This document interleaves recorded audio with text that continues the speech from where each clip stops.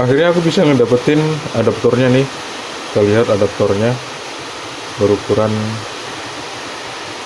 outputnya 13,5 volt 0,5 ampere. Ini memang khusus adaptor untuk vacuum cleaner ini. Ya, waktunya coba kita tes ya, kita cas sampai 3 jam lah untuk lihat hasilnya seperti apa nanti.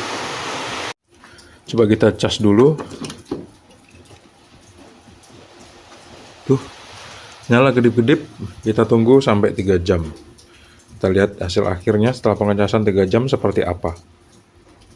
Dan ternyata setelah aku cas lebih dari 4 jam, tuh warnanya udah berubah jadi hijau kan.